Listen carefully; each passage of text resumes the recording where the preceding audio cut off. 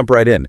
Today we're doing a deep dive on just one specific piece of tech. A gaming controller, right, from Amazon. Exactly. We're looking only at the Amazon product page for the GameSir G7 SE wired controller. That's our single source. And the mission. Cut through the usual marketing stuff, the noise from like thousands of reviews, and figure out what this thing really is, who's it for, what's the actual experience, just based on what this one page tells us. Got it.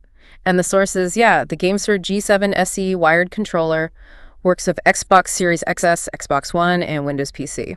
And right off the bat, the page screams popularity. It's listed as #1 bestseller. In the Xbox Series X and S controllers category, that's significant. Plus a 4.3-star rating from, over 9,800 global ratings? Nearly 10,000. So it's definitely selling well. People are reviewing it. But 4.3 stars isn't perfect. Suggests there's maybe some nuances to dig into. For sure. Okay, let's break down the product itself. What does the page highlight first, like in the main, about this item section? Okay, so core features. Compatibility is broad, like we said, Xbox Series XS, the One XS, and PC Win 111. Covers Steam, too. Pretty standard for that ecosystem, then. Right. And it emphasizes plug-and-play convenience. It's wired via USB. Ah, okay. Wired. Yeah, and the cable's detachable, which is a plus. So you're tethered. That's a specific choice. People usually want wired for what? Lower latency? No battery hassles? The page mostly just pushes the plug-and-play simplicity. But the real star tech it highlights, Hall effect, for both the joysticks and the triggers. Okay, Hall effect. That definitely gets attention. What's the page's explanation for why that matters? It says they use non-contact magnetic sensors. And the big promises, direct quotes here, are that the sticks never wear down, and this prevents stick drift. Right, stick drift. The nightmare fuel for controller users. Exactly. And for the triggers, also Hall effect, it mentions smooth linear activation and GameSir's precision-tuned tech. So the core idea, based on the page, is magnets instead of physical rubbing parts, meaning theoretically no wear, no drift, ever. That's the big promise presented in the main description, Longevity, accuracy, that's the pitch. Okay, beyond that core tech, what else is listed? Customization. It mentions 2 custom back buttons, supposedly help eliminate false triggers and improve gameplay. Back buttons are always nice. Pro feature, usually. Is that it for customization? Well, the main section is brief on that. But digging into the reviews, people constantly mention the GameSir Nexus app. Ah, so the details are in the user feedback. What does the app let you do, according to them? A lot, apparently. Keybinds, hair trigger settings, adjusting dead zones for sticks and triggers, vibration control, setting up different profiles. Seems pretty comprehensive based on reviewer comments. Interesting. That's not highlighted up front as much. What about, like, rumble? The feel? The page mentions impressive gameplay with a pulsating vibration trigger and asymmetric vibration grip motor. Sounds like standard rumble features, but they describe it as intense tactile feedback. Gotta have that feedback. Any other hardware bits mentioned? Yep. Standard 3.5 millimeter audio jack for headsets. Page calls it a seamless connection. Okay. And again, something users point out in the reviews, there's a physical mic mute button right near the jack. Oh, that's genuinely useful. Saves digging in menus. How about the controller's shape and feel? Ergonomics. The page talks about an ergonomic handle with ultrafine laser engraved texture. Says it's comfortable and non-slip.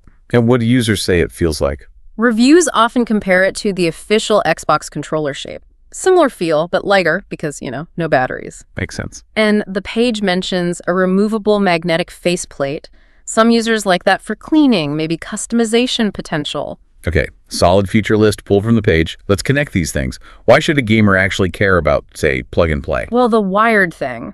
It's a trade-off, right? No wireless freedom. But for some, especially competitive players, wired equals reliability, no signal drops, potentially faster response, and 0 battery anxiety mid-game. Just plug it in and go, like the page says. Simple.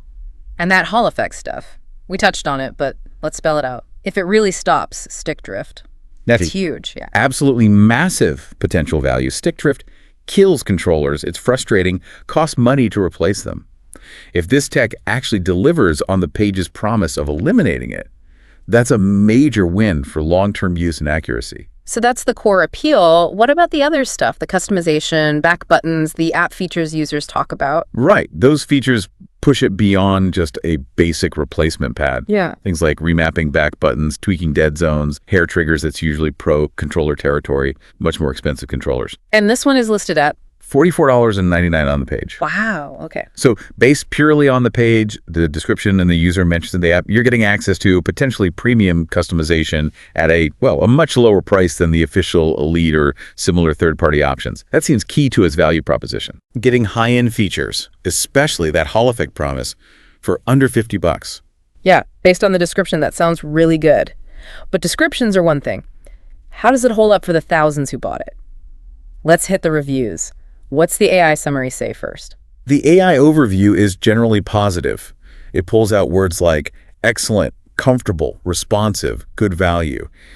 But, and this is a big, but it also flags mixed feedback, specifically on build quality and button stick responsiveness, including stick drift. Wait, mixed feedback on stick drift. But the page description basically guarantees Hall effect prevents it. How can the same page say both? Exactly. It's a major contradiction presented right there, which is why you have to read the actual user comments to get the context offered on the page. Okay, let's do that. What's the positive side saying, especially about drift? A lot of reviews strongly back up the Hall effect claim. You see things like no drift after a year from someone claiming heavy use. Another says superior to the Xbox core controller, explicitly stating haven't drifted in the slightest despite 100s of hours. Okay, so strong endorsements there. Yeah, another title is just better than Xbox original controller. Praises zero stick drift as expected after almost a year. So for many users reporting on the page, the Hall effect is delivering on that core promise. That's reassuring. What about the general feel build quality in those positive reviews? Many say build quality is solid with no flexor creaks, buttons feel tactile. The included braided USB-C cable gets mentioned a lot, high quality, good length. Nice. And that GameSir Nexus app we mentioned, reviews call it fantastic for customization. And comfort. Does it feel good to hold for hours? Seems like it for many. Comments like feels great in hand, nice feel and texture. The D-pad gets specific praise too. Soft, tactile, and superior, which is important for some game genres. Playing games, yeah. Responsiveness. High marks there too in the positive reviews. No lag or delay, excellent responsiveness, very smooth linear activation. Okay, so there's a strong positive narrative on the page. Hall effect works, feels good, great value, responsive. Now, the other side, that mixed feedback, where are the criticisms coming from on the page? Build quality is one area. While many say solid, you also see reviews calling it cheaply made. So conflicting views there. Okay. But Not universally loved. One specific complaint is the menu button being strangely placed too high, making it awkward. Back buttons are generally liked, but one user felt they could be better. Another said some games didn't fully support them. Minor stuff, maybe, but noted. Any bigger hardware complaints reported? Yeah, the headphone jack gets some flack. One reviewer explicitly says theirs was kind of broken, cuts on and off constantly. That's good. Another potential issue someone theorized about using the hair trigger mode might cause jitter in the trigger sensors, like phantom inputs. Just a theory from one user, but it's on the page. And what about those high polling rate modes? Did users mention issues? They did. Reviews note that the 500 Hz and 1000 Hz modes are marked work in progress in the app, according to one user. So even the app acknowledges they might be buggy. Apparently. And users on the page report problems when using them, specifically the headset jack not working at higher rates, and even odd input spasms, like random stick movements. Sticking to default fixed it for that person. So a feature is there, but maybe not quite ready for prime time, according to the user experience shared on the page. Anything else? Cable issues. The included braided cable itself is praised, but one reviewer pointed out that the USB-C end that plugs into the controller is weirdly thin. Their concern, stated on the page, is that finding a replacement might be annoying if the original breaks, even though the original is good quality. A specific but potentially frustrating detail down the line. Okay, let's circle back to the biggest contradiction. Stick drift. How does that negative report fit in? It's just there. Amidst overwhelming praise on the page for Hall effect preventing drift, there's one clear review stating they had drift issues with the left joystick. The page offers no explanation. Manufacturing defect, user-specific issue. We don't know from the source. All we can say is the page contains both claims, widespread success, and a report of failure regarding drift prevention. It definitely adds a layer of buyer beware, or at least your mileage may vary to that main selling point, even if it's just one report amongst many positives on the page. Exactly. It complicates the simple marketing message. Okay, let's zoom out from the product details and reviews. What else does the Amazon page itself tell us? the context. Well, the rankings are huge context. Hashtag 1 bestseller in its specific category, hashtag 29 in video games overall. That confirms it's moving serious volume. Top 30 across all of Amazon video games is pretty massive, yeah. The page also has the usual e-commerce safety nets. Protection plans are offered 2-year, 3-year, even monthly. Page says no additional cost for covered repairs, parts, labor, shipping. Covers drops, spills, malfunctions. Easy claims process, allegedly. Feels relevant, especially if some users report build quality concerns. And a smaller detail, but interesting. It's listed as carbon-free certified, so some kind of sustainability nod. And standard stuff. Free returns within 30 days, refund or replacement if it's an original condition, plus your usual Prime delivery options, etc. All right. We've sifted through this one Amazon page specs, marketing, user highs and lows, the sales context. Let's try to distill it. What's the core takeaway for someone considering this based only on this page? Okay, based strictly on this source. It's a very popular, generally well-rated wired controller that's affordable, listed at $44.99. Its absolute main feature, the thing it shouts about and most users praise, is the Hall effect sticks and triggers. The big promise is no stick drift ever.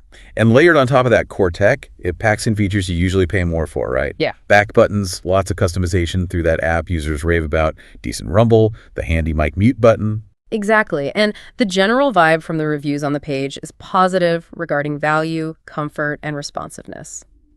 That potential freedom from stick drift really resonates with users there. But, as we found digging deep, the page also presents inconsistencies, that mixed feedback on build quality solid versus cheap, specific button placement annoyances for some, reports of headphone jack problems. Right. And the fact that those high polling rate modes seem experimental, potentially causing issues. And, crucially, that one review reporting stick drift flying directly against the main Hall effect promise found elsewhere on the very same page. So putting it all together from this single source, who does this controller seem like a good fit for? The page suggests it's strongly targeted at gamers who've been burned by stick drift before, people who see Hall effect as the potential long-term fix.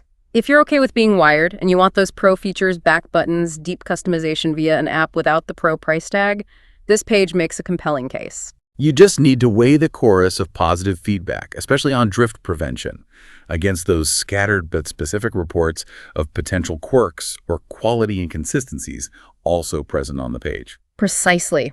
It really demonstrates how much complexity can exist within a single product page if you compare the official pitch to the unfiltered user experiences shared there. Yeah, the marketing claims versus the reality reported by users. Sometimes aligns, sometimes doesn't, all on the same page. Gives you a much richer, if sometimes more confusing picture. Definitely. Okay, as we wrap up, here's something to chew on. Hall effect tech offers this tantalizing promise, potentially ending stick drift, a huge pain point for gamers. So the question for you is, how much do you personally value that specific kind of long-term reliability in your controller sticks? And what are you willing to trade for it? Is being wired okay? Are potential mire issues with, say, a headphone jack or experimental software modes an acceptable risk for that peace of mind about drift? Does that specific trade-off, presented by this page, feel worth it for the way you play?